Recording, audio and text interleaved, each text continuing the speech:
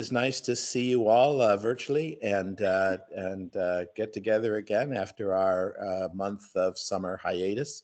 I know James has a busy agenda for us today, so let's jump right into it. I will start by asking the board members to identify themselves on the call. This is Charles Klippel. Paul Phil. Sorry, Charles Klippel, Chairman. Paul Yes. Philpott. Here. Grant Rader. Here. CC Woods. Here. Steven Hernandez. Matthew Brackman. Here. Thomas McNeil. Here. Nicolas Vendita on behalf of Dr. Dietrich Gifford, DSS Commissioner. Theodore Doolittle from OHA.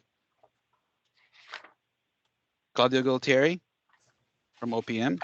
Paul Lombardo from SID. Here. Dr. Manisha Jutani from DPH Commissioner. Here. And Nancy Navarrete, DMAS Commissioner. Here. Is there anybody else whom I have not mentioned? Thank you. Thank you, James. If you and your team would also introduce themselves. Thank you, Mr. Chairman. James Michel, the Chief Executive Officer for Access Health Connecticut. Good morning, all. Tony Crow from Access Health Connecticut. I'll jump in. I don't know if Daryl's here. Susan Rich-By, Director of Legal and Governmental Affairs, Access Health Connecticut. Caroline Lee Ruette, Director of Marketing, Access Health Connecticut. Good morning, everybody. John Carbone, Director of Small Group and Product Development, Access Health CT. Good morning, everybody. Glenn Jurgen, Director of Human Resources, Access Health Connecticut. Good morning, Tammy Hendricks, Director of Health Equity and Outreach, Access Health Connecticut. Good morning, Janelle Maloney, IT Director for Access Health CT. Hi, good morning, Marluke Pierre-Lewis, Associate Director of EPMO for Access Health Connecticut.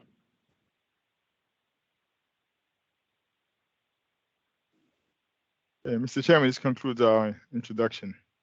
Thank you very much. I appreciate that. Do we have any public comments today? No, we do not, Mr. Chair. All right. Well, with that, then I would ask a vote on the, or a motion to vote on the meeting minutes of the last meeting, unless there are any comments on those minutes. So move, CC Woods. I seconded Tom McNeil. Thank you both. This is Charlie Klippel, yes. Thank you. Paul Philpott. Yes. Grant Rader. Yes. CC Woods. Yes. Steven Hernandez. Matthew Brackman. Yes. Thomas McNeil. Yes. Nicolas Vendito. Mr. Yes. Vendito. Okay, thank you. Theodore Doolittle. And Claudio Gualtieri. Thank you. All right. With that, James, I give the floor to you. Thank you, Mr. Chairman. Good morning, all. Once again, I'm James Michel, the Chief Executive Officer of Access Health Connecticut, and welcome to our September 2022 board meeting. It is good to be back together again, and now that summer is behind us, and we, as we approach our 10th annual open enrollment period. Before we get started, I wanted to share with the board that, as I said in an email last month, that Robert Blundell has left the organization. His last day was last Friday on September 9th. A couple of quick comments about Rob. Rob worked for Access Health for 9 years and served as our Director of Technical Operations and Analytics for the last 6 to 7 years. He spent nearly a third of his life working for Access Health Connecticut. Those are his words, not mine. After several attempts, the Mayo Clinic successfully recruited him to lead a new analytics effort for them. Although we regret his departure, we wish him the very best and thank him for all he has done for us. There will be no workflow interruption with Rob's departure. We have posted the role internally and are fortunate to have two very strong candidates from within Rob's department. And we have conducted interviews with both of them. We will be deciding today or tomorrow on which one best qualifies to lead the organization. But both of them are eminently qualified to do the job. So we are very pleased that Rob had prepared his team to be ready.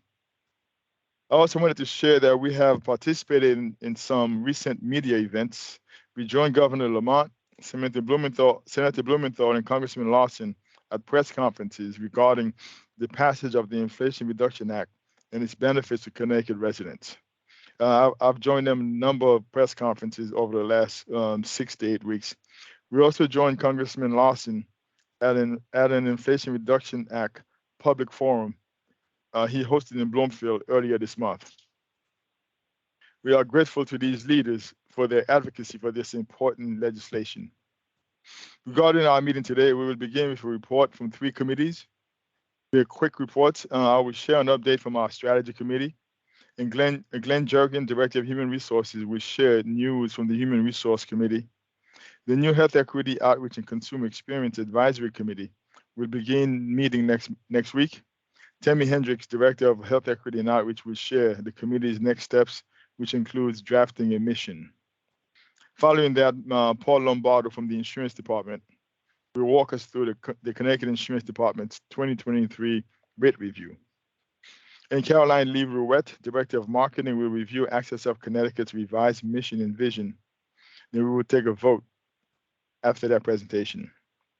We will go over important information about ongoing initiatives, including the Cover Connecticut program.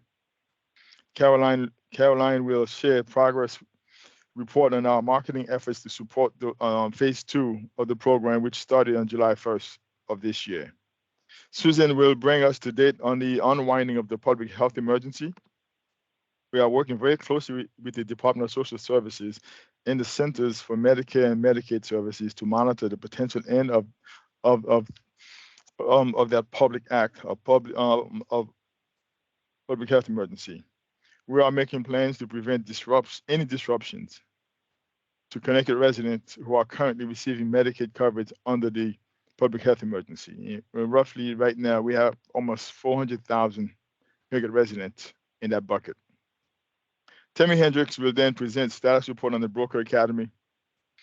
I was recently interviewed by the Hartford Courant about the Broker Academy, and the reporter also spoke with a couple of candidates who have taken the exam, who are preparing to become licensed brokers.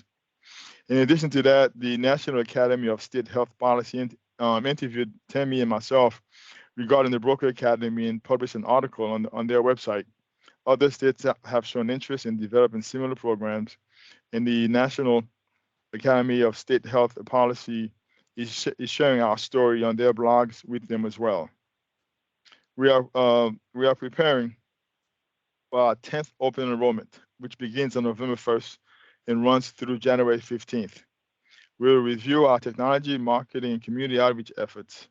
Maloud Pierre-Louis, Associate Director of the Enterprise Project Management Office for Access Health, will provide a status of our preparation for our 10th open enrollment.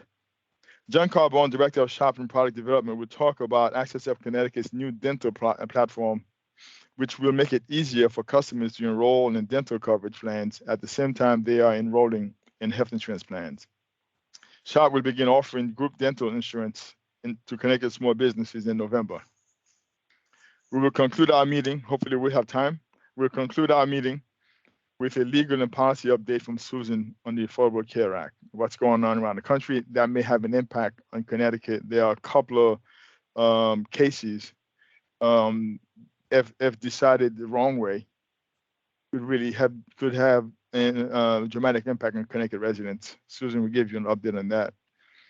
Thank you for your attention and your continued support. Mr. Chairman, with that, I will pause for any questions.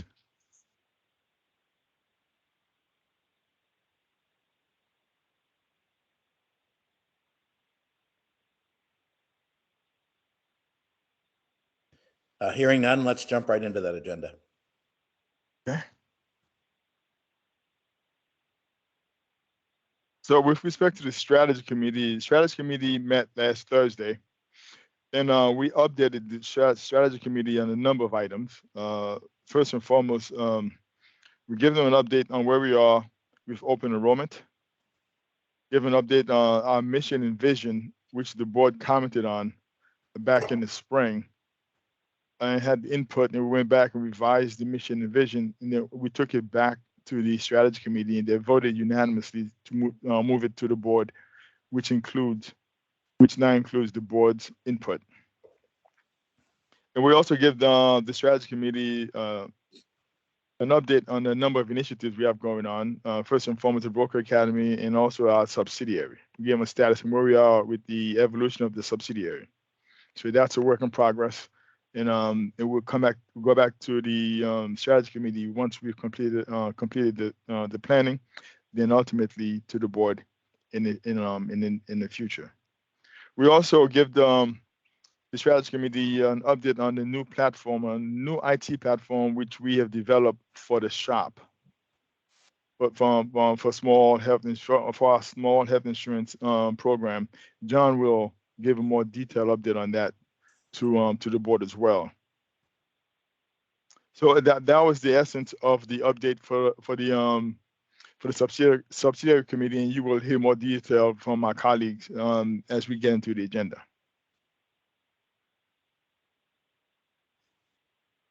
Thank you.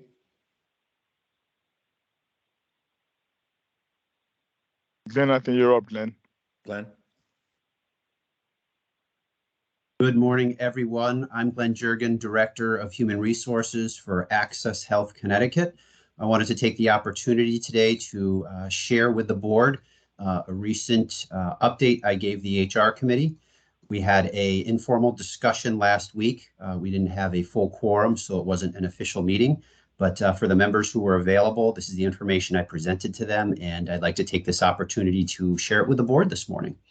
So, folks, we're going to jump right into some staffing information about our organization, its current makeup. As you can see from this first slide here, Access Health has a very diverse employee makeup, with over half of our employees coming from a minority background, which is excellent. It helps us serve our customers. Many of our employees are bilingual or multilingual. This helps exceptionally when dealing with customers, especially if they're not native English speakers. And it also helps with diversity in terms of thoughts and ideas within the organization as a part of our culture overall. So we're extremely proud of our makeup for employees. And if we could go to the next slide, please. Generation is another area where we have quite a bit of diversity. I'm sure many of you heard of managing a multi-generational workforce. Access Health certainly slots into that definition very accurately. What I've done here, folks, on the left is our current headcount. As you can see, we have 96 employees. A request from our discussion last week from the HR committee was to compare and contrast this to as far back as we could go for our data. We switched over to our Paylocity HR information system back in the fall of 2018, so almost 4 years ago. And this shows the comparison of how our generational statistics have shifted. As you can see, our workforce is getting younger. We saw a pretty significant decrease in the number of baby boomers from the point in time of 5 years ago, or rather 4 years ago to now. And our Generation X remained fairly consistent. We did have a good increase of roughly 4% for millennials, and our Gen Z increased almost trifold. So as Access Health moves on in years, being around for 10 years, our workforce is getting younger. And for those of you like me who can't always remember what generation slots in what age category or birth years, I've included that below for a little context. We could go to the next slide, please. Pay type. We have a good number of our employees who are salaried. A lot of the roles at Access Health Connecticut are technical in nature. We have a lot of specific skill sets, advanced skill sets. Our folks who are hourly tend to be in our customer service area, our administrative support folks. Gender, Access Health is a predominantly female organization. We have a fairly good number of our employees who are female versus male. So certainly some diversity there as well. If we could go up to the next slide, please. Wanted to talk a little bit about our growth rate. Folks, this is from the first of the year until the end of August. So we've seen a growth rate of 6.7%, a turnover rate of 7.5%, and a little asterisk next to that, folks. That includes our interns. So those tend to be seasonal positions. So slightly overrepresented here in terms of our actual turnover for full-time employees. Our average tenure is on the rise. Over the last couple years, we've seen our average tenure at about 4.6 to 4.7%. We're now at 5 years. So a little context around that. Our average tenure is the good number of our employees have been with the organization for half of its existence. So very good for institutional knowledge. We've got a lot of knowledge inside the organization, which helps us move forward, but also helps us understand where we've come from, maybe why some systems or things were designed the way they were. It really helps us, especially going back and looking into the archives, so to speak. A little bit of, if we could go back to that slide, I just want to, thank you, Martin, want to describe the Connecticut unemployment rate at the end of July. That was the most recent statistics we had when these slides were created, was 3.7%.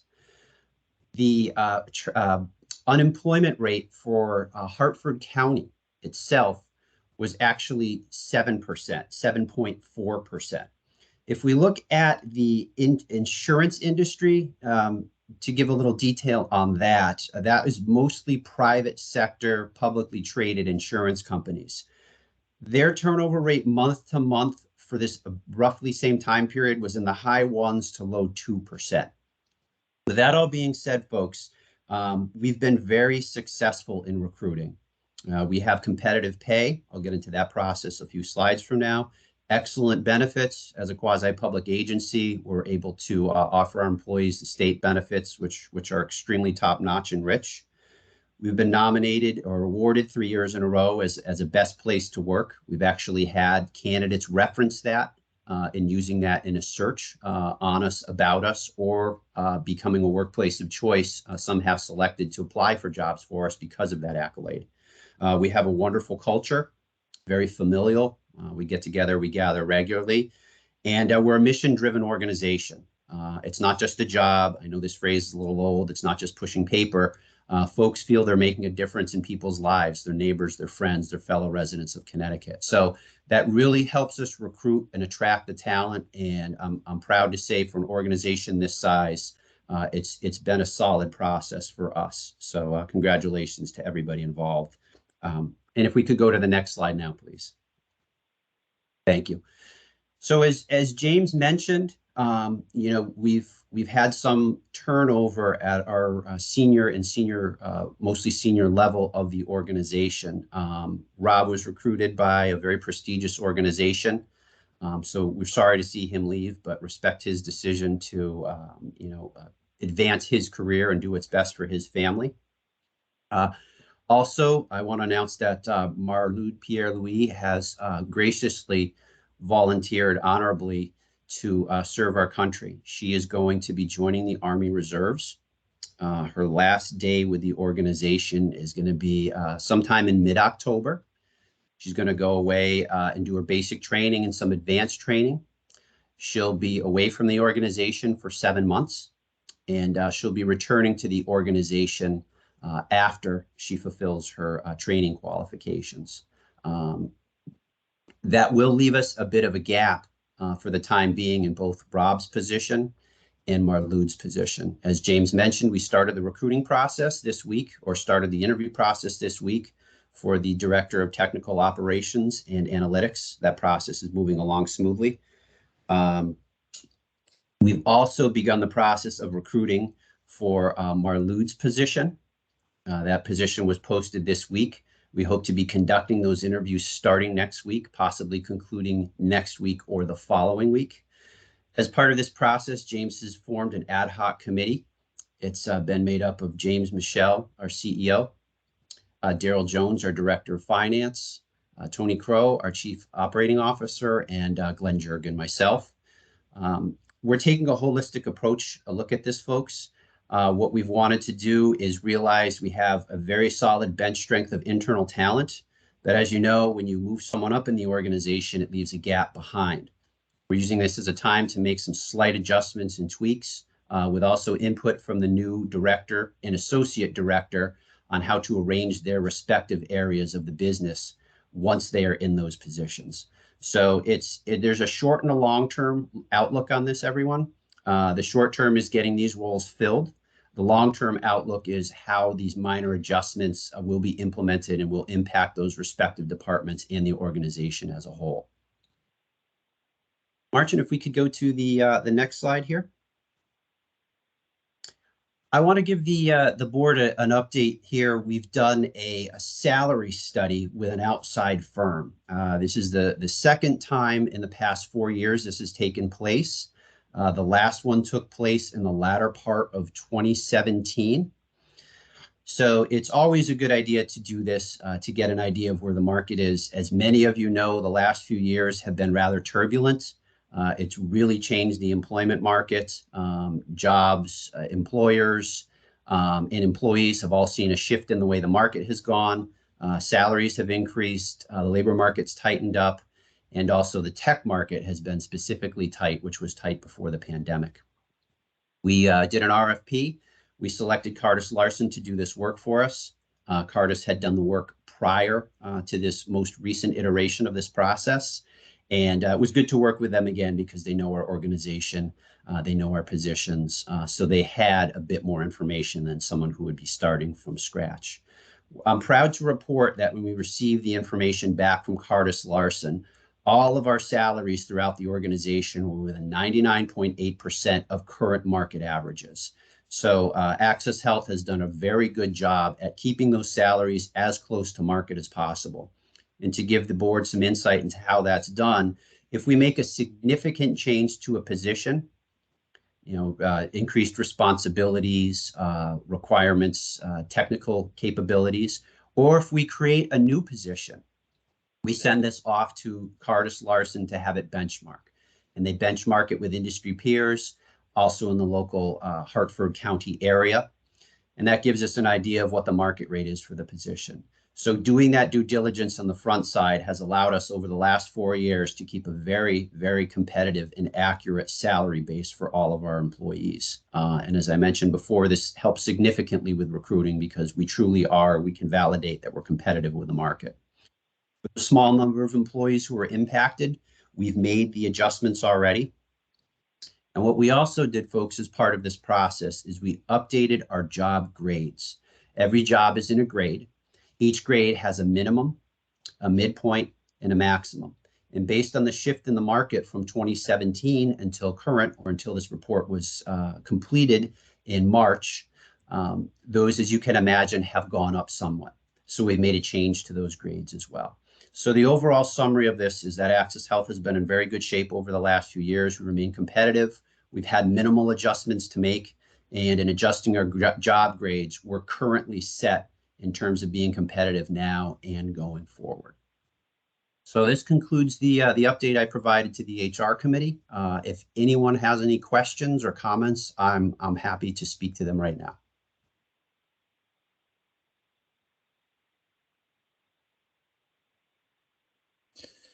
Glenn, thank you. Hearing no comments, I think it's important that we continue to hear from you, just because of it still continues to be a tumultuous time in employment. So we appreciate your giving us the update. Matthew, sorry, Brodman has a comment. From the turnover statistic and the job tenure statistic, sounds like Access Health, for the most part, well, some changes have not had the same level of turnover that sort of we're seeing in many companies. I just think that's a testament to the culture, and sounds great. Absolutely. Thank you. I agree. And Marlon, we have to say thank you for your service in advance, and we look forward to hearing about your progress and seeing you back with us. Is it 7 months? Is that correct? Yes, with a max of 8 months, but thank you so much. I will keep you guys all posted. Fantastic. Thank you. All right, thank you very much, Glenn. I appreciate Thank you. that. You're welcome. Okay, good morning, everyone. Let's keep this meeting going. Tammy Hendricks, Director of Health Equity and Outreach. Great to see everyone again. Just a really quick update on the new Health Equity, Outreach, and Consumer Experience Advisory Committee. So we've been working with the committee chair, Ted Doolittle, throughout the summer to get the committee up and running. During that time, we onboarded a really diverse group of leaders to serve on the committee. Their expertise will be crucial as we move forward. So our first committee meeting, as James mentioned previously, will be held next Thursday on the 22nd. It will be a hybrid meeting, allowing members to who are comfortable to meet in person, which is exciting. So I'm excited to meet everyone on the committee in person. The next steps, we're working on a draft of the purpose or the mission for the committee, as well as developing a strategic plan to help us move forward. But very short update, more details to come after we meet, and I'm happy to answer any questions.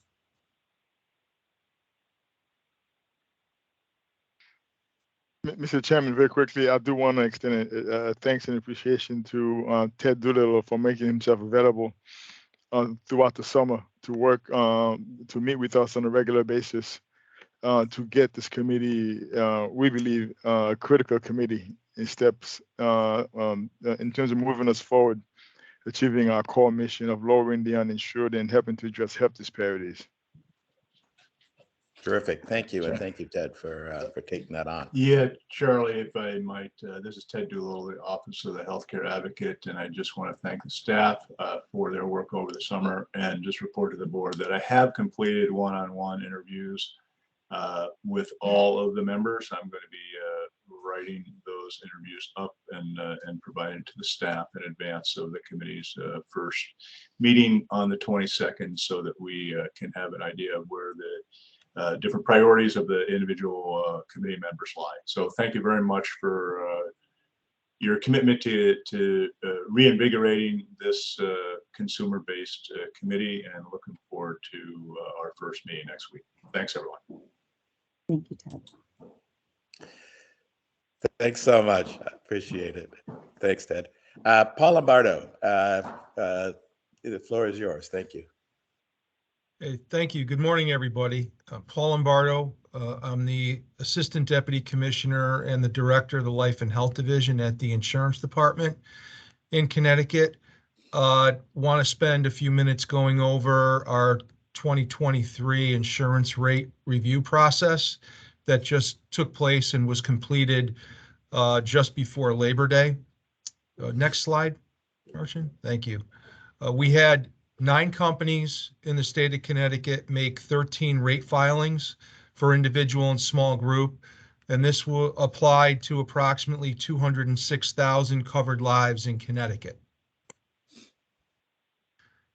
The usual factors that are contributing to rate increases, annual trend, which is our medical inflation. Trend is the factor that accounts for rising healthcare costs, including prescription drugs, increased demand for medical services, and the severity of those claims as well. This has risen to an average increase of 8.8%. There's experience adjustments, significantly increased claims that we saw in 2021, and we had to recalibrate for the approved base rates for 2021 as well. COVID-19 continues to have an impact on rate increases. The first process that we had to do was back out the COVID impact to the existing claim experience, and that was approximately 5% that was associated with COVID in the experience. But then going forward, we had to estimate approximately what impact on future claims COVID would have, and we approved approximately 1.5% for the carriers. That's for vaccinations, boosters, and continued testing, as well as continued care. I will make a note on this, that the federal government has sent indications out that they will, at some point, potentially in the near future, as soon as January 1st of 2023, stop paying for the actual vaccine and boosters, which they have been paying for. Currently, the carriers in the commercial market have only been required to reimburse providers for the administration of the vaccine and boosters. At some point, that will go away and the carriers will have to pay for both the administration as well as the actual vaccine itself and the boosters. There is some general concern that in the open market, the pharmaceutical companies, Pfizer and Moderna, may change the price of the vaccine and the booster that they've been charging the federal government. In addition to that, there's concern that providers now being able to purchase the vaccine and boosters directly may have a markup on the higher priced vaccine and booster. So we at the department are working with our federal delegation. We would like to see CMS issue guidance on a cap on what the vaccine and booster cost could be. And if that's not the case, we'd like to work with our state legislature in our 2023 legislative session to see if we can't do something to make sure that there's not a significant impact on increased cost of the booster and vaccines going forward. We also, as I mentioned, normalized the experience, and that was about a 5% reduction to claims for 2021. We continue to see deteriorating morbidity, especially in the small group market. We believe it's for a myriad of reasons, one of which is small employers are continuing to move to what they call level funded or stop loss plans. They continue to hopefully move out of the small group market and into the large group market, growing, adding employees. Just a reminder, small group is defined as 50 employees or less. And we also have small employers, unfortunately, that are closing their doors. So we are seeing a continued shift or movement in the small group market. Now to the actual approved and requested increases. This is the individual exchange. Anthem requested an average increase of 8.3%. The department approved an average increase of 6.3%. Connecticut Benefits Inc., which only sells on the exchange in the individual market, requested 24.1 on average, and we approved 15% on average. And Connecticut Insurance Company, which sells both on and off the exchange in the individual market, like Anthem, requested a 25.2% average increase, and we approved 15% in that market. That's for your individual on exchange, and for Anthem and Connecticut Insurance off exchange as well. On exchange small group, Anthem requested an average of 3.6%. The department approved an average decrease of 1.4%. Anthem, again, participates both on and off the exchange in the small group market, so that covered lives is a combined total for both. Connecticut Benefits Inc. only participates on the exchange in the small group market, requested an average increase of 22.9%, and the department approved an average increase of 15%. Individual off exchange, again, this is for the carrier that only sells off exchange, which is Connecticut Inc. That is Connecticut's HMO. They requested an average increase of 23.6%, and the department approved an average increase of 15%. And finally, off exchange, these are carriers that just sell small group policies off exchange. Aetna Life Insurance Company requested an average increase of 14.1%. The department disapproved that outright and approved no increase. Cigna Health and Life Insurance Company requested an average increase of 19.6%. The department approved an average increase of 12%. Connecticut Inc., which again is Connecticut's HMO, requested 24.5% on average. The department approved an increase of 15%. Connecticut Insurance Company, which is their indemnity carrier, originally requested 29.3%, and the department approved an average increase of 15%. And then the Oxford United Healthcare Plans, Oxford Health Plans, which is their HMO, requested an average increase of 15.7%. The department approved 10.1% on average. Oxford Health Insurance, Inc., which is their indemnity company, requested an average increase of 13.4%, and the department approved an average of 7.9%. And finally, United Healthcare Insurance Company requested an average increase of 13.9%, and the department approved an average request of 8.4%. In summary, that's the slides are completed, but I just wanted to provide some summary data for everyone. In the individual market, the average requested increase was 20.4%. The department approved an average increase of 12.9%. That was a 37% reduction to the requested increases in the individual market on average. In the small group market, the average requested rate increase was 14.8%. The department approved an average increase of 7.9%.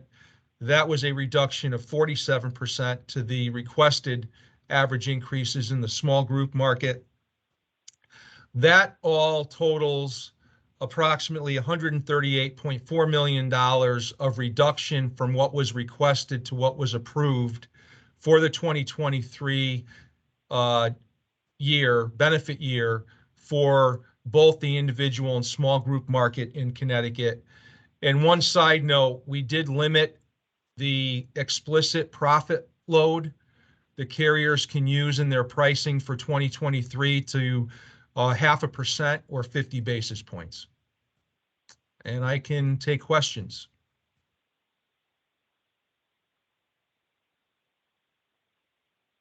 Well, this is Charlie Clipple, and I know there will be a couple of other questions. The list you have up here right now, are these the only companies that are currently licensed to write small group in Connecticut? License to write health insurance is very broad, Charlie. So anybody who's licensed with an accident and health license in Connecticut can write health insurance in our state. They would have to make the appropriate filings. So these are the only ones that are filing for? Yes. Yeah, okay. All right. Yeah, participating in our market, correct. Participating, yeah. Okay, Yep. That's helpful. Thank you very much. Ted Doolittle has that question. Yes, thank you. Can you hear me? Yes. Okay. Thank you. So, Paul, thank you very much for the presentation. I just want to draw folks' attention back to the COVID vaccine scenario that we were talking about. And I would just like to mention, could there be a more clear example of the commercial markets? I don't want to say inability, but not being able to negotiate competitive prices.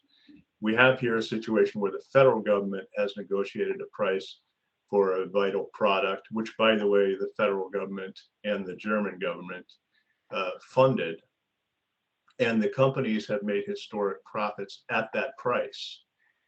Now, at the moment when the commercial markets are going to take over paying for that, the pharmaceutical companies have announced that the prices is going to go up by 2, 3, or even 4 times the price at which they negotiated with the government, and they're already making historic profits. Our answer as a community, as a nation, just has to be no, in a very calm, not a histrionic way. And certainly we have to understand that the pharmaceutical companies did a good job taking the government developed technology and moving it to a product. That's wonderful work that they did.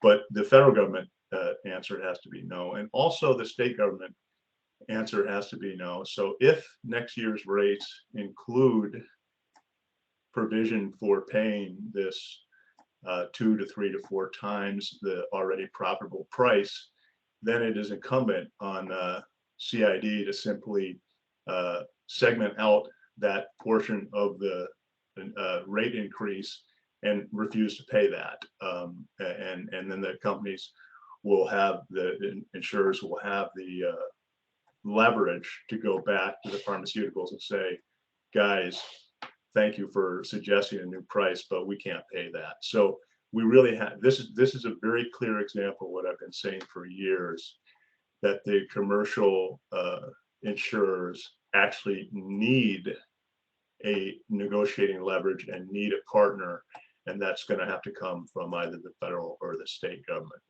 But terrific presentation, Paul, and I appreciate the time, Mr. Klippel. Thank you. Matthew Brockman.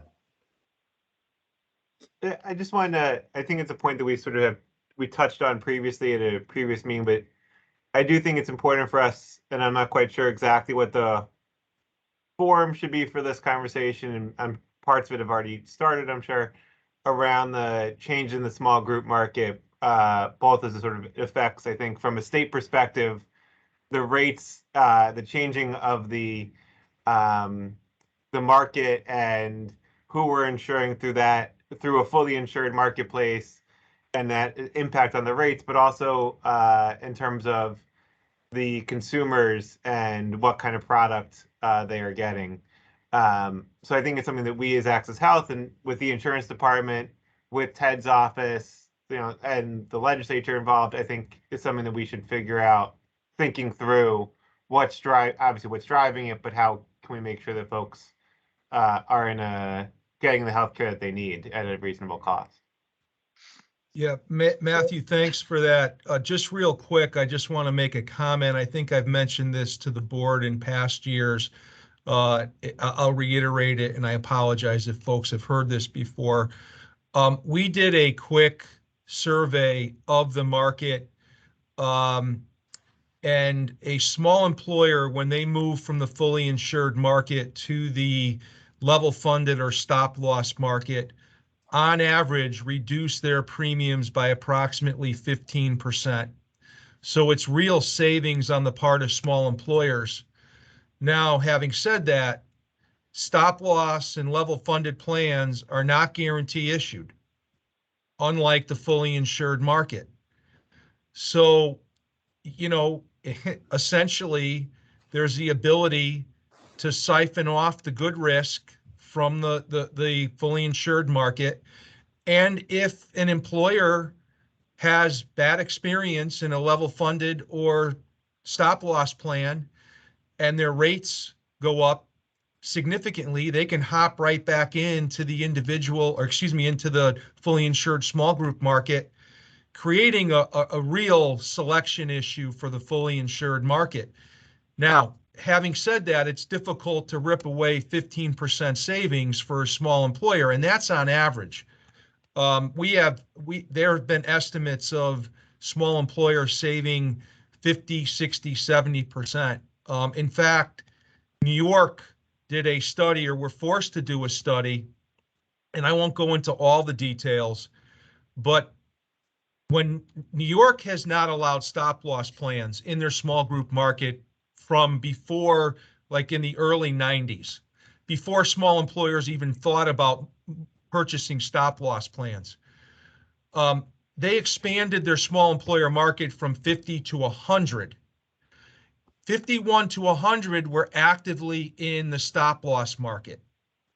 So what that meant, when they expanded it and they redefined it as up to 100, that they had to get rid of their stop loss. Well, those employers, 51 to 100, kicked and screamed, and a study was performed, And essentially what they had to do was they had to grandfather those employers that were in stop loss plans going forward, because there was such an outcry from those employers, because there was such a significant savings on the part of those employers. And frankly, if they moved them back into the fully insured market, it was only going to mean a 2 to 3% drop in the fully insured market premium aggregate overall. So there's a lot of issues to consider going forward with this. I think we want to provide small employers with as many options to them as possible. But these are unfortunately, the hard facts about what the fully insured market is left with in the small group market. Thanks for bringing that up, Matthew. So Matthew, very quickly, Mr. Chairman, with your permission, John is doing, head of our shop, he's doing some creative approaches to help small businesses get their employees coverage on the individual side, which has generated a huge amount of savings for the small businesses as well. So maybe in the near future, we'll give you a more in-depth presentation of what we've been doing with respect to giving small businesses, as Paul indicated, other options for their employees, and also saving them real cash on a monthly basis, especially with the offer, with the Inflation Reduction Act in place now, real savings to both themselves and their employees. No, I know you've been doing this, and I think that's very important. I sort of second Matthew's concern here, and Paul. I think there's more to do here with your help and your department's help, but also with the other people on this board to think about to sort of add to what James is doing. We have the additional issue that insured small group is our revenue base for the exchange. So in addition to sort of shrinking the number of people with fully insured plans, it shrinks it concentrates the burden of paying for the exchange. So there's work to do here, and James, as he said, has already begun that work. I know you're helping. I think this is an area where we really need to continue to combine forces and see what we can do. Stephen Hernandez has a comment or question. Well, thank you. Thank you so much. I think it bears reiterating in every public opportunity that we have that what we're talking about here is, at what point are profits unconscionable because they are harming public health? And we have to ask that question in every forum, because that's really what the department is pushing back against. And to go back to Ted's point, I mean, what a great example. As soon as the advantage that the federal government, with all of its power to really negotiate for the best price, as soon as that advantage leaves the room, prices go back up. Not because necessarily because there's going to be a loss of service or a loss of access, but because there's going to be a loss of profit. So it bears repeating in every single public opportunity that we can, the reason that we're doing this. It's not to cut into pockets, it's to save lives. So thank you for that. Yeah, and as a follow-up to many of the comments here, I would be remiss if I didn't mention, and thanks to Ted Doolittle at the Office of Healthcare Advocate and our partners at the Office of Healthcare Strategy, we are going to be co-hosting a informational session in the not too distant future regarding healthcare cost drivers. And I've said this a number of times, and I can't say it enough. The premiums that people pay in this state are a direct reflection of our healthcare delivery system in every aspect of that. The premiums are developed by the unit cost of services, by the utilization of those services, and by the severity of those services. And to the extent that we can get to the root of each of those three items and help to impact those three items in what I would consider to be a more efficient, more productive, and a healthier way. The whole concept here is to make our population in this state healthier. That's the goal. And if we can make everybody in this state healthier, then the cost of healthcare will have to drop. Services, utilization of services will drop. The severity of the services needed will drop. So we are going to host this. We're going to try to bring as many stakeholders to the table as we can to have a productive meeting. This is not to point fingers to anybody, but to have a productive dialogue and to make sure that everybody understands that the premium they're paying is a direct result of our healthcare delivery system and what we can do collectively, all the stakeholders combined, to try to achieve a better price point. Because health insurance premiums, I think you're not going to get an argument from anybody, and you're certainly not going to get an argument from the insurance department that the cost of health insurance is untenable in the state of Connecticut. But we have to go about it the right way. We have to make sure that we don't lose quality, we don't lose access, because that's not what this is about. So I just want to make that point. And this first session that we're going to have and we're going to co-host is not going to be the first and only one. This is going to be the first of many to continue the dialogue. So I just wanted to point that out, and I don't know if Ted has any other additional comments. Ted? Yes, thank you, Charlie.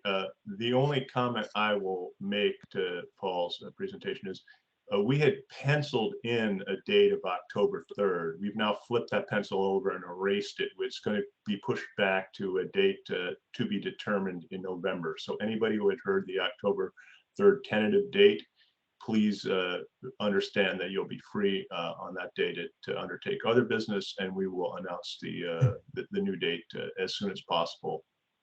Thanks. Thank you, Ted, and thank you, Paul.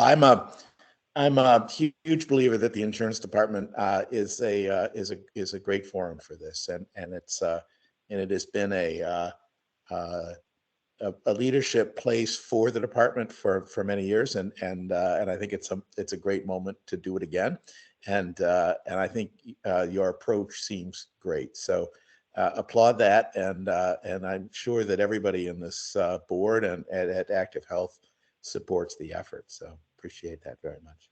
Thank you. Hey, Charlie, it's Paul. I've got a question. Sure.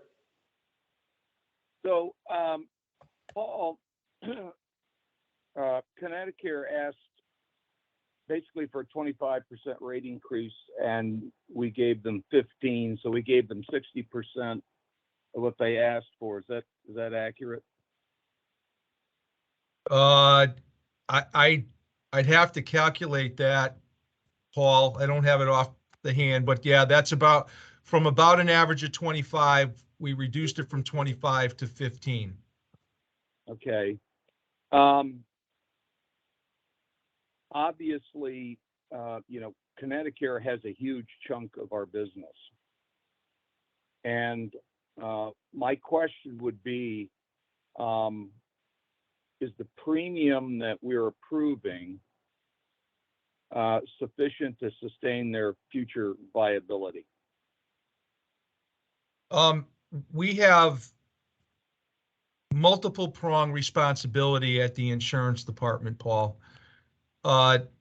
At a basic level, the rates are not to be excessive, they're not to be inadequate, nor are they to be unfairly discriminatory. That's the three-prong approach from a rate setting perspective. There's obviously another significant consumer protection there, which is to make sure that companies are solvent in our state. and are financially viable and in good standing in our state in order to make good on the promises within their contracts.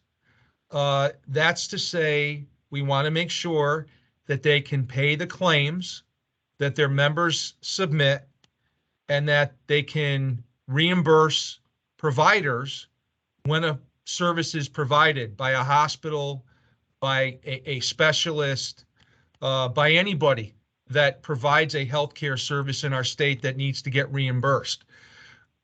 So that's a direct result. The rate increases that we approve have to take all of that into consideration, Paul.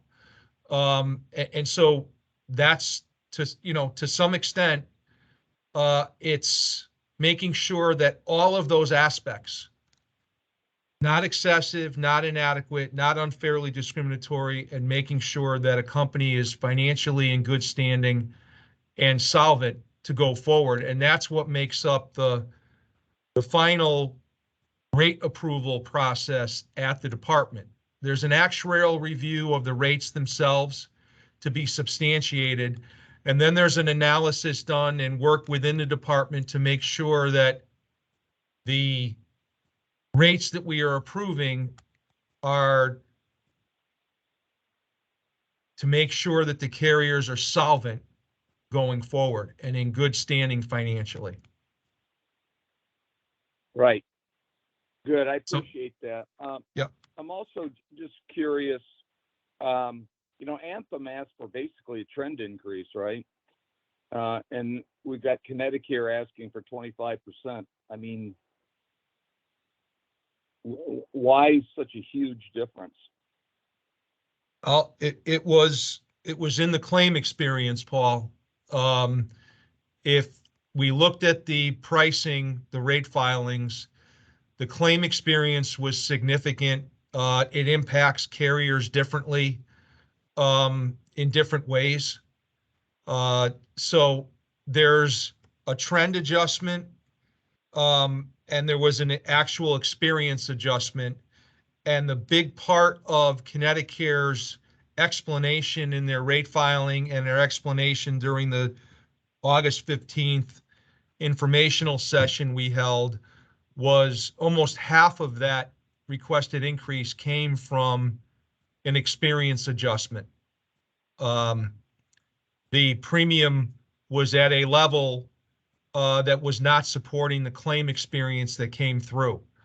The other aspect of this, Paul, is that Anthem is a big receiver of a risk adjustment payment. Okay. Right. And the Yeah. primary payer of that risk adjustment is Connecticut. There's only two carriers in the individual market. And that is another thing we'd love to see change. We believe that more competition breeds efficiencies, better quality, and competition breeds an opportunity for choice as well. So I think it affects different companies in different ways from year to year. Right. Okay. Thank you. I appreciate it, Paul. Appreciate all the work the department does on this every year. Charlie, my next question really is for James, I guess, and that is, the number has decreased because of the increased subsidies, but Charles, would it be fair to say that we still have 10 to 15,000 non-subsidized members? Question was for James, sorry. Paul, yes, we do, but I would have to confirm the actual numbers for you. But we still have a percentage of unsubsidized members purchases of health insurance in the exchange. We do, but it's in that area between 10 to 15,000. But we'll get the right number to the board. It used to be about 25% of our customers, but because of the ARPA and now Inflation Reduction Act, it dropped to something lower. But we'll get that to you. So thank you. So James, my concern is that these are folks that are paying 100% of the premium, and they're going to get a large rate increase. So my question is, do we have any plans to kind of monitor, if that's the right word, this group for disenrollments and that sort of thing, to see what kind of impact this is having on these non-subsidized folks? Yes, Paul, every year we do monitor this, we track it very closely, and we report back to the board January or February of we do a study, do a survey of all the folks who leave the who did not renew with us, and we know who they are, and we send a survey out to them and ask them, try to ascertain from them as to why they left. And once we've done that, we will come back to the board with a report on that. Again, we call them the leavers, those people who leave and do not come back. And we'll report back to you to the board at the January or February board meeting as soon as we have that information. And one of our concerns, obviously, is the most of that population in that group. And I'm going ahead of my skis here because I don't have the data in front of me. Folks in that between 50 and 64 age range, pre-Medicare group, and that most of them are the ones who are paying the full price, and then it could be a challenge for them because a lot of them maybe a single individual who owns a small business but need coverage because they have health challenges, so they want to protect themselves. So we know a lot of them may buy the insurance because they do need it.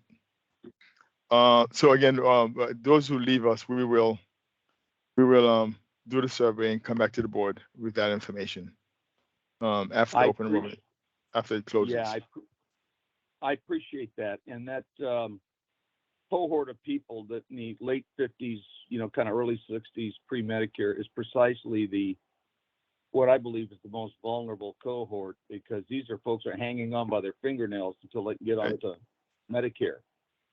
And I'm concerned that we put a big rate increase on top of an already big number for those folks. So any information we can get back on what kind of impact it had on them, we appreciate. Thank you. Will do. And Charlie, if I may, real quick, Sure. make a comment related to that. To the extent, Paul, that other individuals on the exchange that are receiving the enhanced subsidies, what also stayed as part of the enhancement was the lower caps on income as a percentage of your income. So to that point, many of the folks on the exchange, not all, but many, will not see the full impact of, say, a 15% approved increase by the department. They will see something less than that. And that will, I think, come probably at the next board meeting, where I think traditionally Access Health CT's actuarial consultant has provided actual impact to individuals' premiums that they pay on the exchange as a result of the approved increases. But again, I do think because of something that doesn't get the attention I think it deserves is the lower caps on a percentage of maximum income that you can pay in your premium. That will hold the premium down below the approved increases in many cases.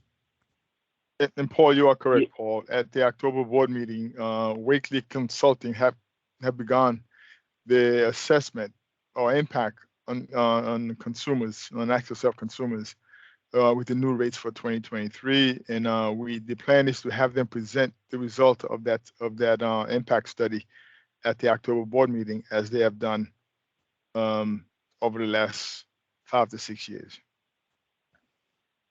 Thank you, all of you. We have one last question, I think, we'll make it a last question from Ted Doolittle, and then I want to get us back on our agenda. Thank you, Mr. Klippel, and I understand the time pressure.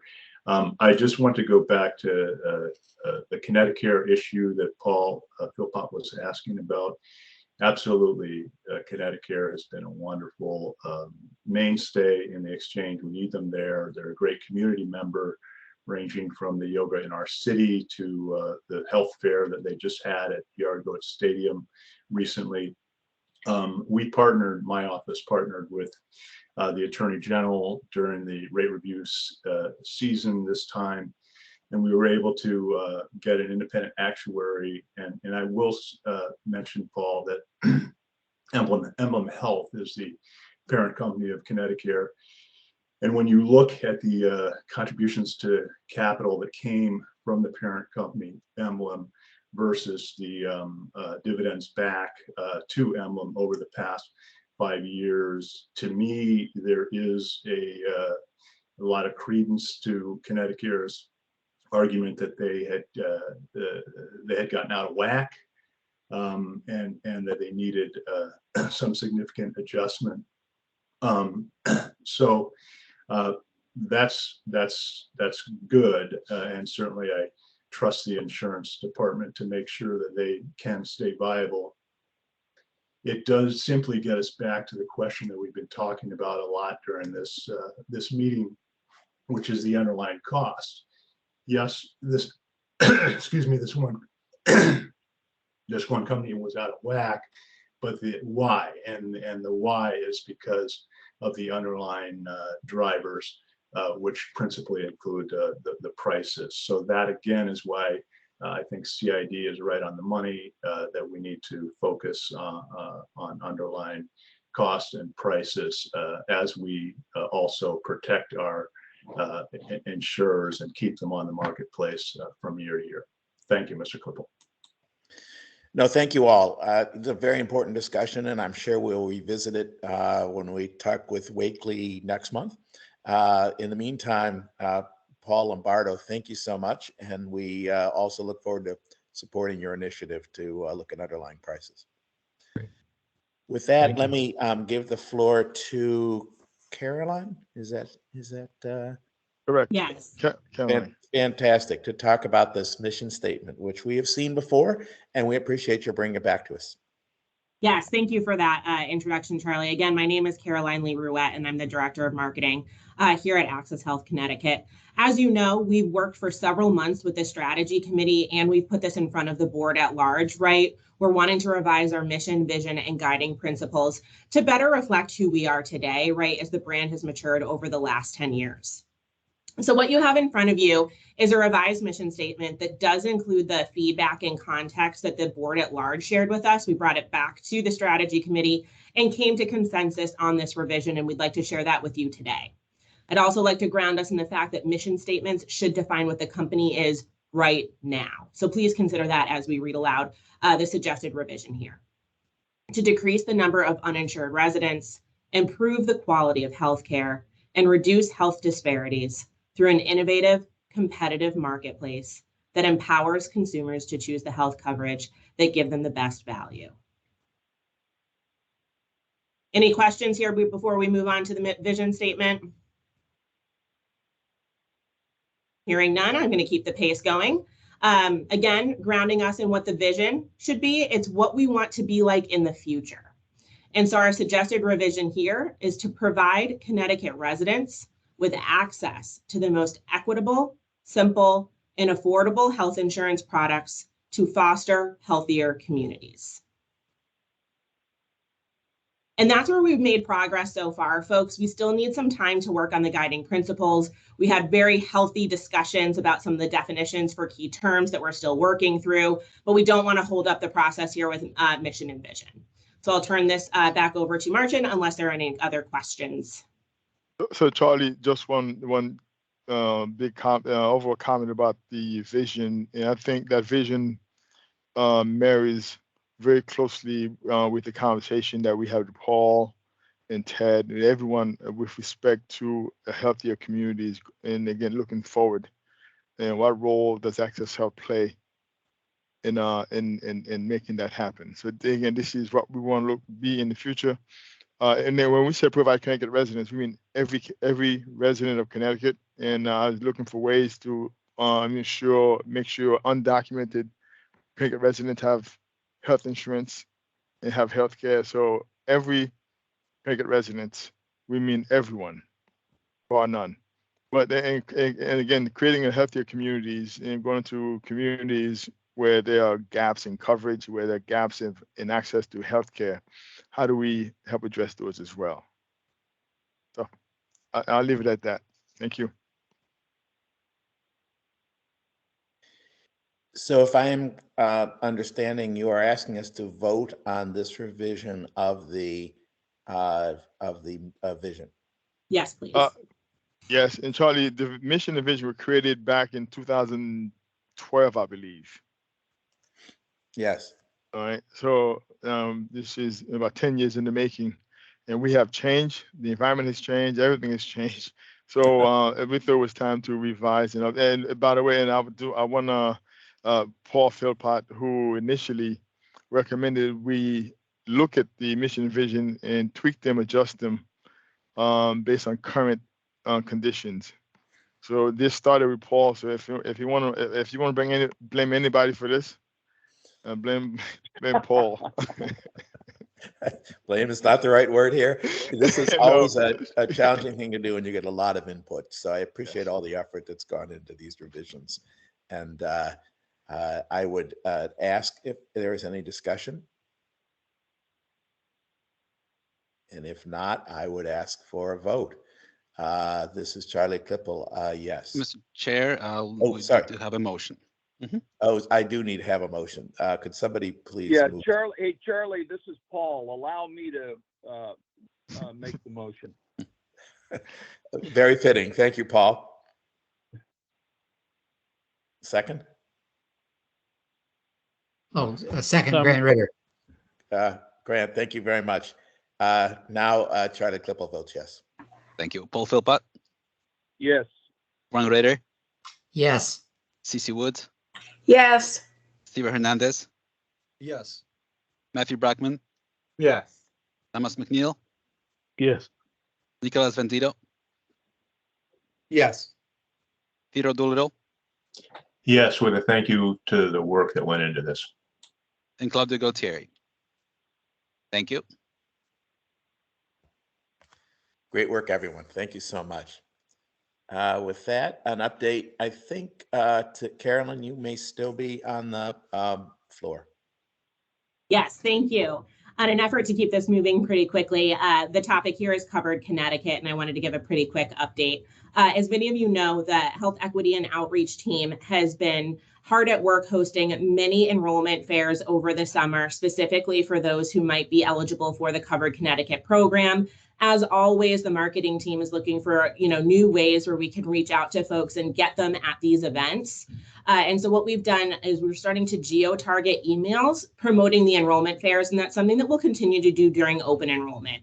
And so what we mean by that is if we're hosting events in certain cities and towns, we look at the email addresses and then match that to the postal addresses that are in the customer's information. That way we can send them an email when there's an event in their area. And that's definitely increasing in attendance at these events and something that we're going to continue to be doing.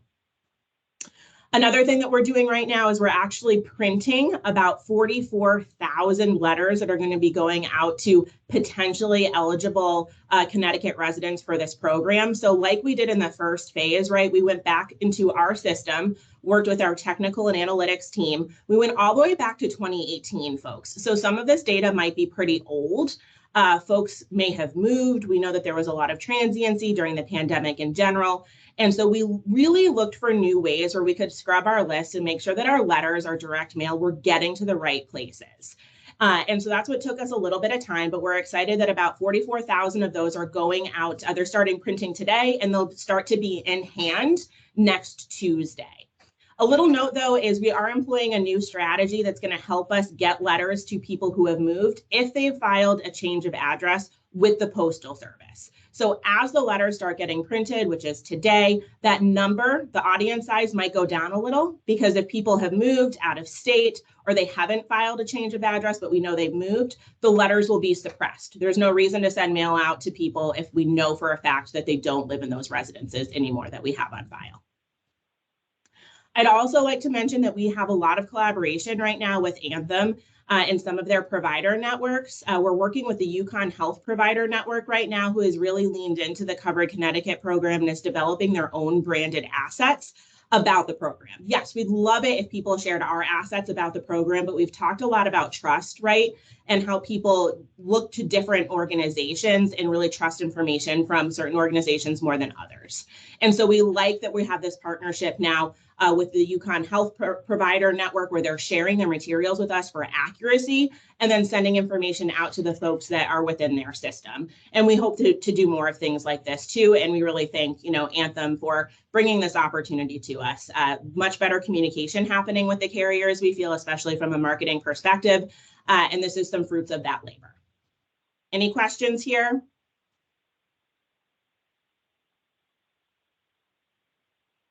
Thank you for your Thank you, time. Caroline. Great work. Susan, this is an important issue as well, please, if you would. Yes, thank you, everyone. Susan Richby, Director of Legal and Governmental Affairs. We just wanted to give you an update on the public health emergency, future unwind, as we keep talking about. And just want to let everyone know we are partnering very closely with the Department of Social Services on this, obviously. At this point, there are nearly 390,000 enrollees who are currently benefiting from the extended Husky coverage through the public health emergency. Right now, the next date comes up in October. Right now, it is extended through the middle of October, and Health and Human Services is expected to announce another renewal of the public health emergency in October. These have typically been 90-day extensions, and they had promised states quite a while ago to give us 60 days notice before the actual end. There was no 60 days notice coming up to this October time, so the expectation is that it will be extended at least one more time. Also during this, as well as for the Husky enrollees, Access Health has continued to delay action on open verification requirements for QHP customers during the duration of the public health emergency. We're still sending those notices and trying to get consumers to send in those, but we're not taking any action if they do not send in the documentation. And then we're also preparing for the eventual end of the public health emergency. So we know it will end sometime soon. Connecticut, the Department of Social Services has decided to take the full 12 months that is permitted for the unwind once the public health emergency does end. So we'll be making adjustments to our system for all the eligibility and enrollment requirements. We'll go back to the pre-PHE thresholds. We're currently working with the department as they're planning the schedule, when it will start, how many consumers will go through the redeterminations each month, and who will go in what order, and the renewal dates. And then finally, we are working with them on our communication strategy so that we, as everyone is very interested in this population, those consumers that may no longer be eligible for Medicaid, that we get all the communication and outreach out to them to make sure that they understand their options, whether it be Covered Connecticut or a subsidized QHP or even an unsubsidized QHP. So really working on that together, and obviously the increased need for customer support that will come once those redeterminations start to run.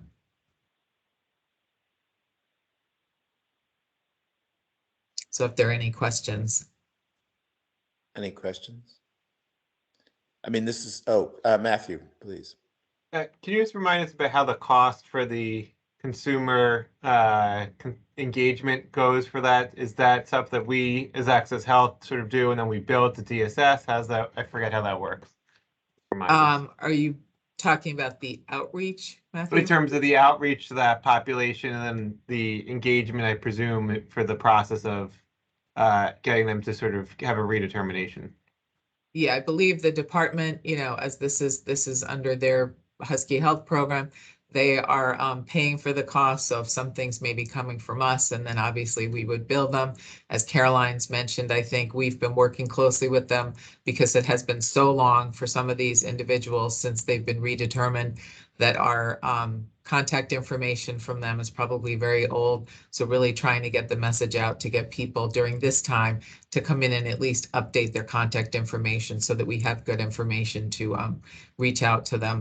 And then obviously as it starts to go, you know, some populations, some groups, it may be more Access Health focusing on those that are not eligible for continuing Medicaid coverage and making sure that we, you know, can reach out to them to give them all the information on their other options. So Matthew, we do have MOA. We do have an MOA between Access Health and DSS that outlines specific requirements, roles and responsibilities, and also allocation costs for technology, printing, as well as mailing. Those are all spelled out in an agreement between us and DSS, and we bill them on a monthly basis. Included in this also is the cost of the call center, which is probably a biggest cost to both us and DSS. No, I think all the work, and I know we've been talking about this for a long time now, it's been great. And just thinking about the expected cost and in light of sort of the budget discussion we had not that long ago, how it all works through. Yeah, appreciate it. Thank you, Susan. Thank you, Matthew.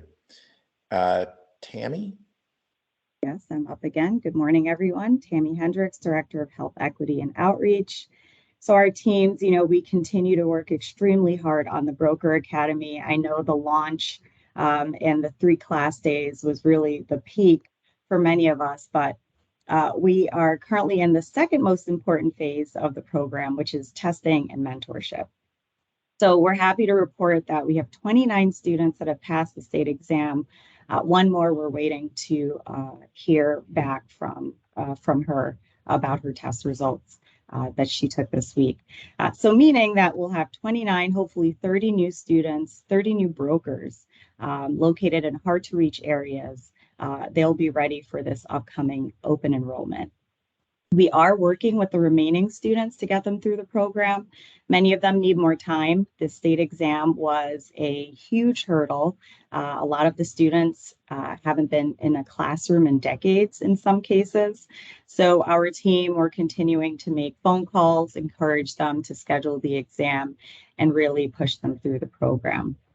But this is a really significant accomplishment, especially this year as we prepare for the public health emergency unwind that Susan was just talking about. Having more brokers in underserved areas will be important as we try to help folks maintain health coverage during this period of time.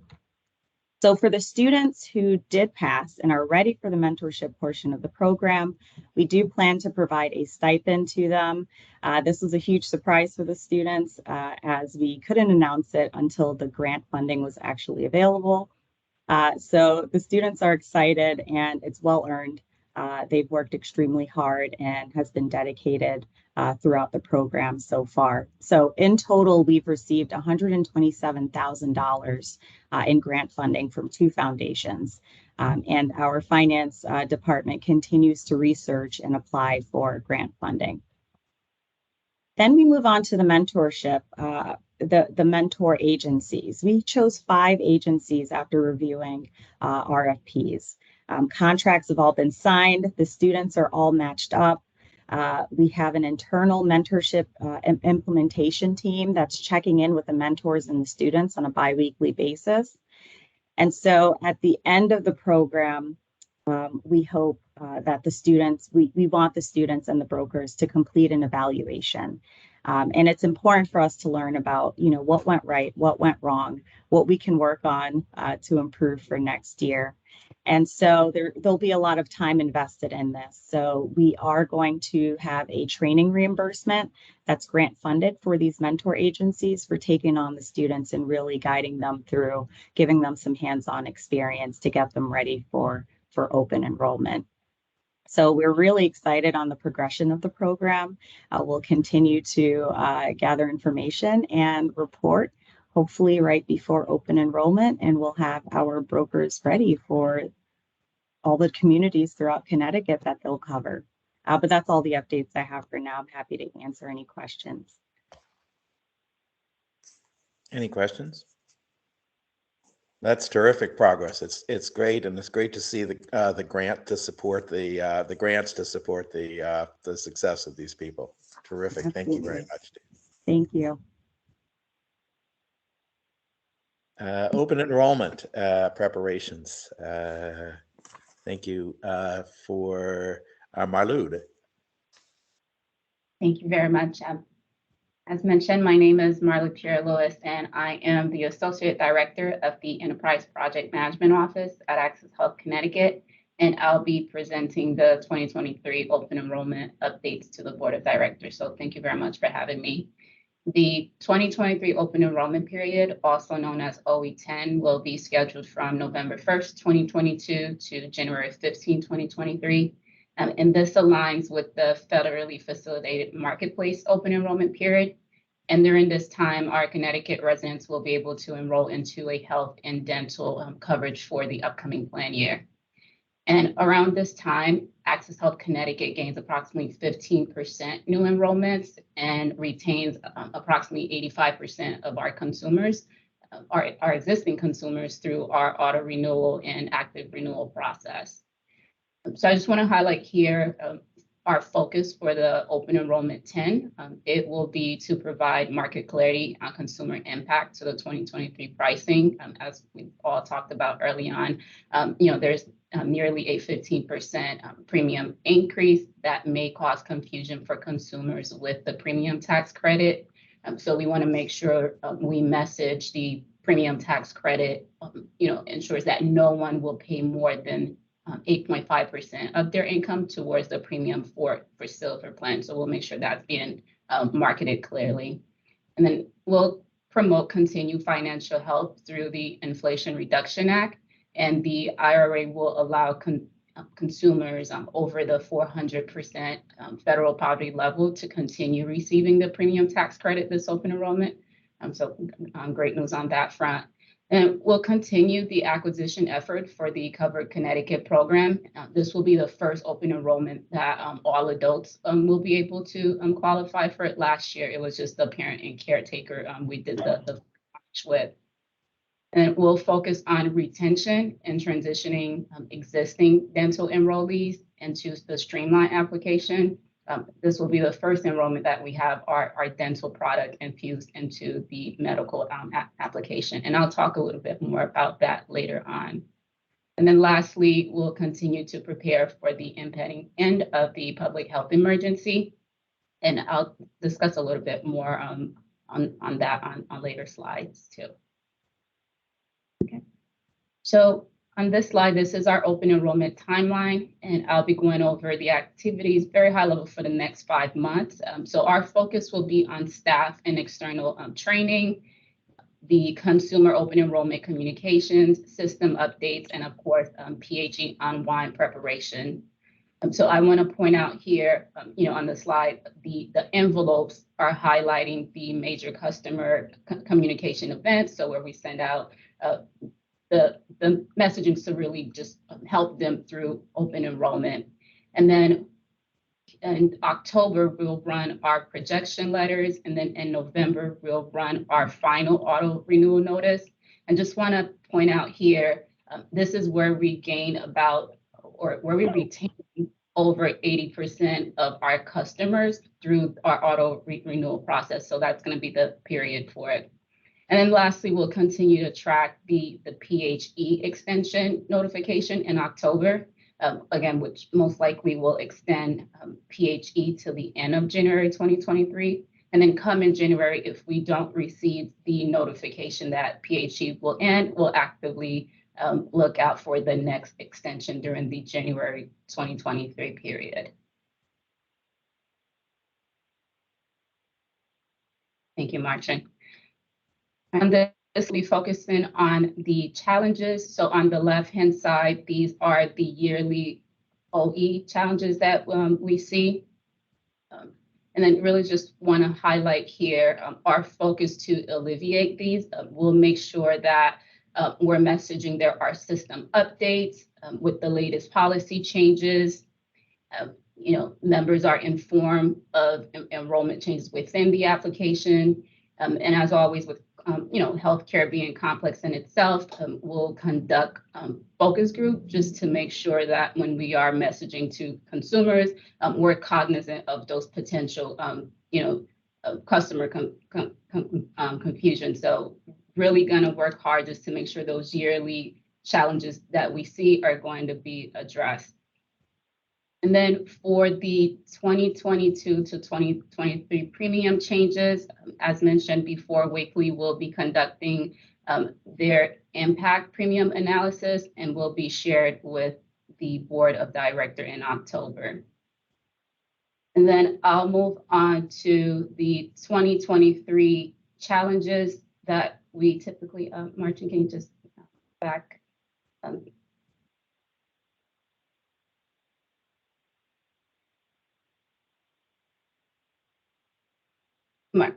Martin, can you go back to? Go back, no. okay. Yep.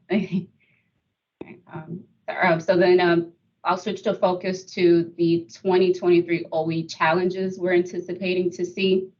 There's going to be change in the economy and there's inflationary pressure that our consumers will hear about. So we want to make sure they're aware of the Inflation Reduction Act that was passed, which will allow Connecticut residents to continue receiving the premium tax credit through the 2025 plan year. And that's where the message is going to be key. Again, we want to make sure our consumers know that they can come through the exchange to qualify for those tax credits.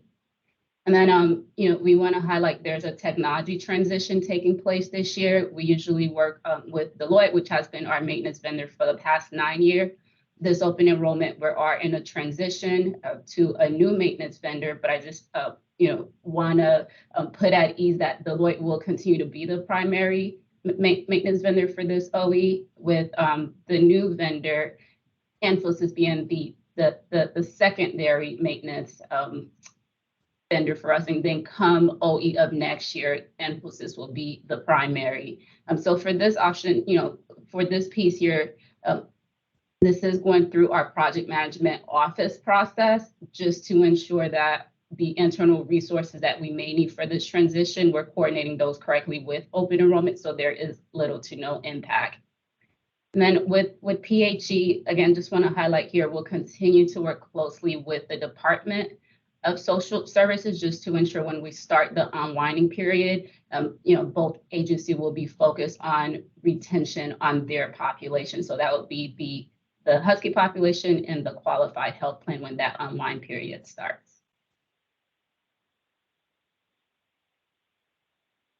Okay. And then lastly on this slide, just want to briefly go through some of the technology changes that occurred since last open enrollment. So we've fixed over 155 new application features and bugs. So here, first one that I want to highlight is the new streamlined and integrated dental enrollment process. This will allow that one-stop shop for the consumers when they're enrolling for medical and dental in our application. And then we've also implemented the dental decision support tool. So in the event the existing medical plan may have pediatric dental, covered Connecticut dental, or just any dental embedded plans into it, the decision tool support will allow the consumer to see that and really choose appropriately when they're shopping for that dental plan. And then, as mentioned early on, there are some screen changes that we made and rule changes to allow all to qualify for the Covered Connecticut program. And then we also did the paper mail consolidation. We've always heard this was a pinpoint for our consumers, just the amount of envelope and letters that we sent. So one of our releases was concentrating and consolidating that and make sure that only just pertinent information are going to our consumers. So we definitely are anticipating good customer experience this OE as a result to this, and just a substantial amount of saving that come from that too. And then we also did our redesign for the account home, and this redesign was funded with the American Rescue Plan Act federal dollars. And this was released summer of 2022. And this is also something we're expecting to see great customer experience improvement and overall our net promoter score increasing substantially.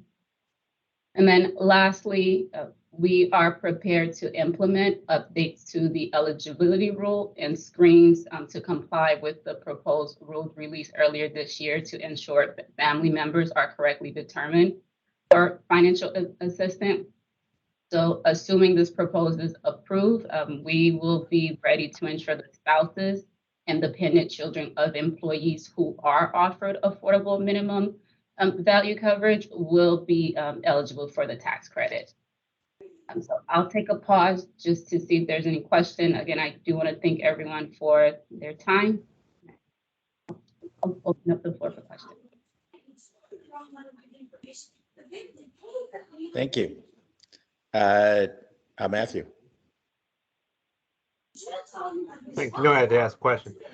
Do we, for the next October meeting, to a question I've sort of asked in the past, is it possible to get, or maybe in advance of that, what our goals are in terms of number of new enrollees, number of folks who are turning over based upon both the historical projection, but also sort of what are we trying to sort of achieve through this OE? And I say that not to sort of, like, I incredibly appreciate both the challenges and also all of the work that you all are doing to prepare for it. I just always like to sort of see what that is, what that goal is, and how are we getting there, So Matt, we are going through that process now.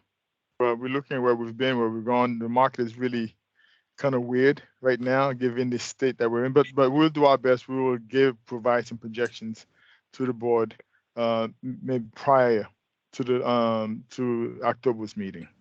That'd be great. Thank you. Caroline?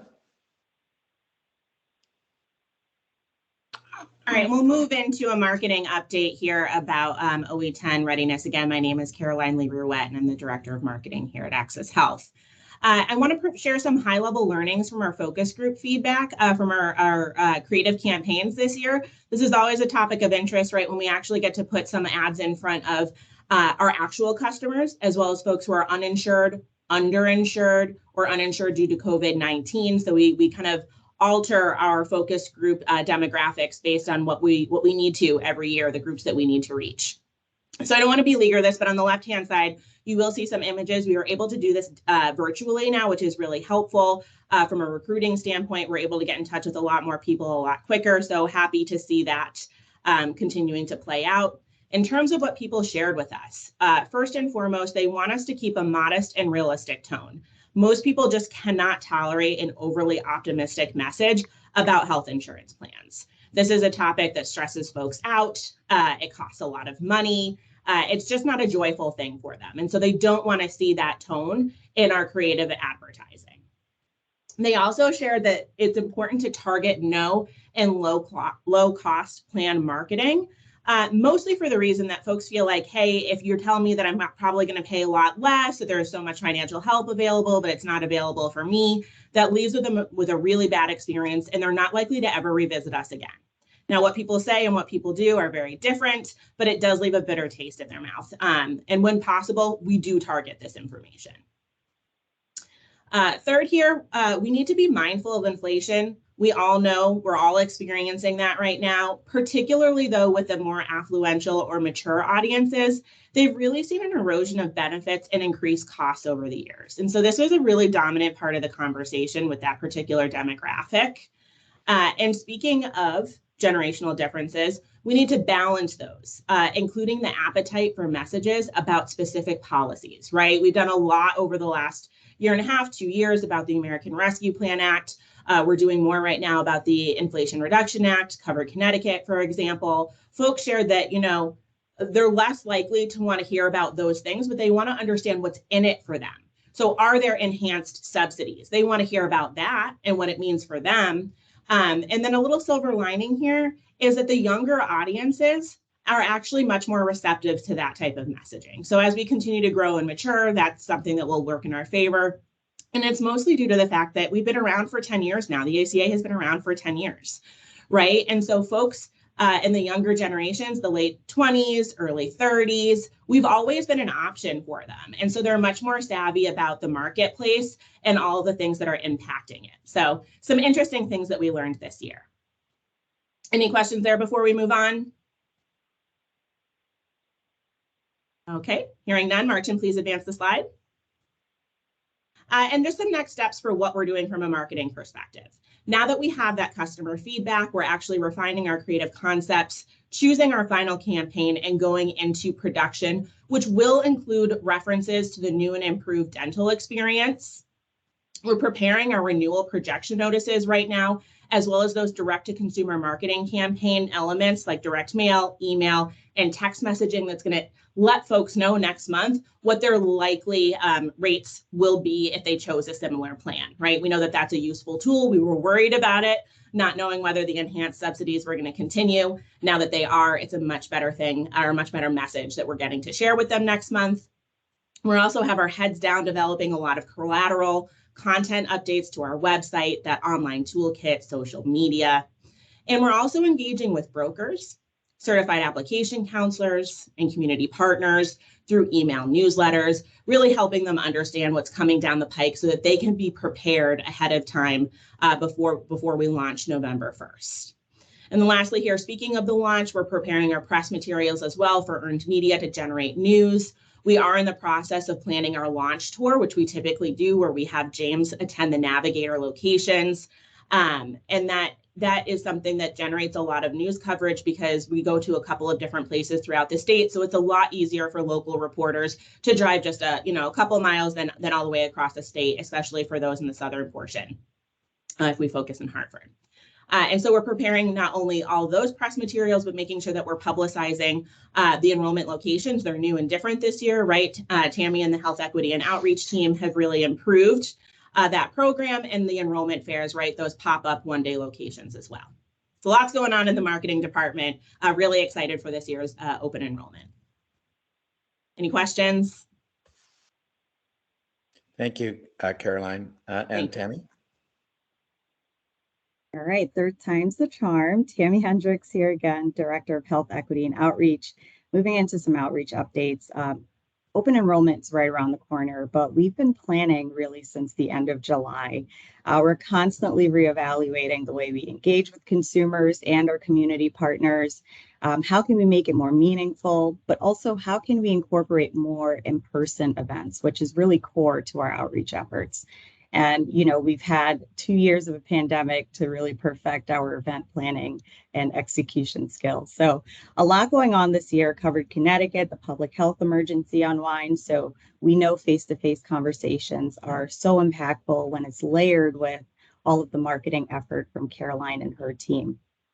So this year was really important for us to start incorporating more in-person events prior to open enrollment. So let's start with the big event, the Community Summit or the Community Conference.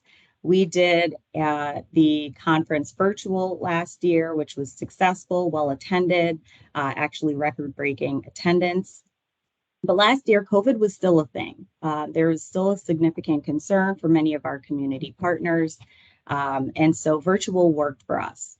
But this year, things really opened back up significantly, right? And so we came up with a Community Summit week, pending name change. So we are splitting this event into 4 different events starting October 11th. We'll have 4 different meetings in 4 locations: Groton, Hartford, New Haven, and Norwalk. And because there are multiple meeting opportunities, this allows us to be in person on a smaller scale throughout the state. So of course, we'll have a Zoom option for those who want to attend virtually, but it was really important for us to get the attendees all together this year and have them have the opportunity to network and meet in person. So we'll cover different topics as we typically do during the community conference, OE updates. We'll work with SHOP, we'll work with plan management, pull in all the other departments as well. And we're also working on a keynote speaker. So it'll be a very busy week for us. but more details to come as we finalize the agenda for each of the 4 events. Then following the community conference week, we'll host 3 in-person Healthy Chat events for consumers. Again, there will be a Zoom option, and the plan is to use our new Navigator sites in areas that we're trying to do more outreach in. So we are going to go into Willimantic, we'll be in Danbury, and then we'll do the final presentation in East Hartford, which is actually one of our enrollment locations that we'll use in open enrollment. So all of these events will take us right into OE. We're looking to more than double the amount of fairs that we have. These are pop-up locations, typically after hours or Saturday mornings. So we're looking to double that this year. Again, more in-person opportunities to meet consumers where they are. And we have 2 enrollment locations confirmed, and we have 4 Navigator sites that are ready to go to offer in-person enrollment assistance. So again, we have a very robust program for outreach, this open enrollment. We know that it's very important. So we are definitely going to be prepared. But more to come. We are still working to choose the exact locations for the fairs. Of course, we use data from data analytics team as well as community feedback. And so we choose based on that. So we're still lots of moving parts. We're still working on it, but more to come as we finalize those open enrollment fair locations. And that's all I have for updates. I'll open it up for any questions. Thanks to all of you. I really appreciate it. Charlie, very quickly, if any board members through your networks need to have an enrollment in the particular community, please let us know. We will try to fit it into the schedule. We do get calls from elected officials from time to time asking us to have a presence in their community. So we're certainly very flexible to address some of those concerns. Terrific. Thank you very much. All right, IT. Good morning, everybody. Hope everybody's doing well. My name is John Carbone. I'm the Director of Small Group and Product Development here at Access Health. Over the past 6 to 12 months, our team has been working on to create a more effective and efficient customer journey for our consumers here in Connecticut. Our first project that we've been working on is our small group platform with our vendor Softheon. Our objective here is to create a more streamlined and coherent technology platform that will allow our brokers, employers, and employees to self-service as much as possible. Quick example, a new client that comes to enroll in our small group platform will take about 8 minutes to enroll from employer application all the way to payment. That includes picking a plan, having everything staged, ready to go over to the carriers. Previously, that would take up to 12 to 15 minutes to enroll a 15-life group. So it's a significant change. We're trying to lower it by 50% to allow more of effective enrollment for them and allow them to move on to do other tasks. We're happy to say we launched that platform on 8/10 with no disruptions to our carriers, brokers, employers, and employees. Our feedback has been positive, and we're going to continue to work on the performance of this platform. Our second project, which we're very excited about, that you've probably been hearing throughout this presentation, is our individual standalone dental product. Over the past several years, we've seen consistent growth in this product line, but we understood that the customer journey was a little disjointed. The dental product was on a separate platform, which required our members to enroll into multiple platforms to pick an individual dental plan and a medical plan. For the first time, members will be able to shop for an individual medical and dental platform for both of our carriers on the same platform beginning this open enrollment. Over the past several years, other marketplaces have integrated these products, and they've seen significant increase in the individual dental enrollment. So we're happy to inform everybody that we are on track to release this enhancement during our shopping window on 10/24 this year. We're also excited to inform everyone that we have a new dental carrier on the exchange for the upcoming open enrollment period, and that carrier will be Connecticut Insurance Company, Inc. Connecticut Insurance Company, Inc. will be offering 2 small group plans and 2 new individual dental plans. So that will bring a total of 6 individual dental plans and 4 small group dental plans that will be offered on the exchange for the next upcoming open enrollment period. We'd like to thank both carriers, Anthem and Connecticut, for their continued support to our Connecticut residents. So I'll stop there, see if anybody has any questions.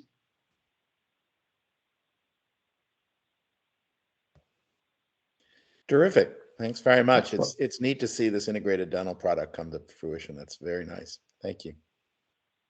Susan. I will do my speed talking legal update, hopefully not like the disclaimers on commercials. Susan Rich-By, Director of Legal and Governmental Affairs. We have some important cases to talk about today that really could have an impact on the marketplace and consumers. The first one is Braidwood Management versus Becerra. It was originally called Kelly versus Becerra, and this case is before Justice O'Connor in Texas that we know several other ACA litigations cases have been before him. And he ruled last week, I believe it was, that some parts of the preventative services mandate under the ACA are unconstitutional. Specifically, he ruled that the recommendations from the U.S. Preventative Services Task Force, which include numerous important screenings for cancer, heart disease, and mental health diseases, among others. The judge has not issued a final ruling yet, and there is a status conference with the parties to be held actually tomorrow. So we'll know more about the implications of this ruling after that, and we'll keep everybody informed. And this case is very important as the preventative services mandate is such an important part of the ACA, and the potential impact could be a reduction in screening for diseases and conditions, worsening of long-term health outcomes, and a rise in health disparities. So we'll keep everybody posted on that. And then another case I wanted to mention was Data Management Partnership versus the U.S. Department of Labor. We've discussed this case a few years ago when it started with an advisory opinion from the U.S. Department of Labor. That opinion held that the Data Management Partnership Group Health Plan did not qualify as an ERISA qualified plan, and it was trying to group together internet marketers, not employees of a company, in a group health plan. And the Department of Labor had held that they were not employees and not working owners, so it could not be used as this type of plan. The case has now worked its way through the courts, also with Justice O'Connor in Texas, and now up at the Fifth Circuit Court of Appeals, and the Fifth Circuit has largely upheld the decision from the district court to reject the Department of Labor's advisory opinion. And this is also important for the marketplace, and as we talk about small group plans and the health of the marketplace, because these types of loose arrangements that are not really group health plans are designed to skirt ACA and state insurance regulations. So we'll keep following that for everybody as well. And Marcin, if you could just advance to the next slide. Thank you. We just wanted to mention to everyone, we have opened up a special enrollment period as the other exchanges in the FFM have as well. For consumers that were involved in a case before the Federal Trade Commission against Benefit Technologies. We had a similar situation a few years ago with an entity called Simple Health. This entity, Benefit Technologies, has been selling products to look like they are health insurance, and they are not. The FTC has ruled, that they have to give these consumers an opportunity to enroll in full marketplace coverage. So we have opened up this special enrollment period for them. It runs through the end of this month. There's only a small number, about 290 consumers in Connecticut, but we want to give them the opportunity to enroll in comprehensive coverage. And then also, as we've been talking about today, we are awaiting the final rule from the IRS on the family glitch. It is expected to come out fairly shortly this fall, and it will have an implementation for January 1, 2023. We've already built the functionality in the system, so we're just awaiting the final rule before we turn it on. And this is also a very good thing. It will open up financial assistance for dependents of employees that previously were ineligible for financial assistance through the exchange. And this is projected to largely impact dependents of low-wage workers. So it's a very good thing for reducing health disparities as well. So really tying to our core mission. If anyone has any questions.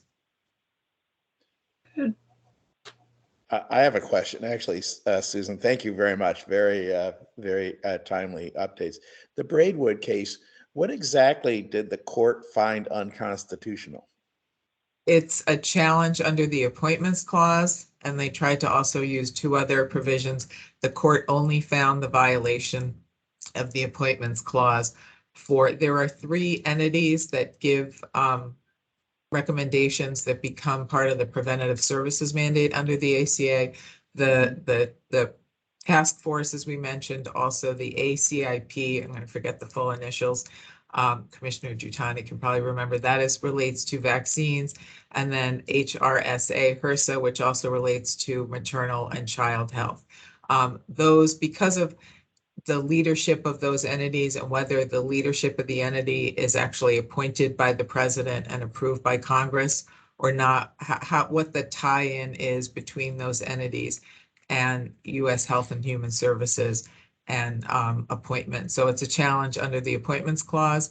And just to note that the decision that the district court made is actually kind of in line with the way the Supreme Court has been ruling in some other unrelated cases on the appointments clause. So we really are going to have to watch this. Got it. Thank you very much. Sure. All right, James, we are actually on schedule, so you have a moment to Sure. outline the future. Thank you very much. As I've said, as I've stated in the past, subsidiaries continues to be future development. As we evolve, we'll keep we work with Steve Hernandez's committee at the strategy. Once we are ready, we'll come to the full board, get the board's input, and go back and keep working until we are in a place where everyone's comfortable with what we want to do. The other area, we have several audits going on. We have a FY 2022 audit going on, so that'll be coming to the board in the October, November timeframe with respect to results of those audits. The audits have begun, and we are not anticipating any issues at all. This year, we're going to have two special audits as part of the regular audit, and this is because of the grants we have received.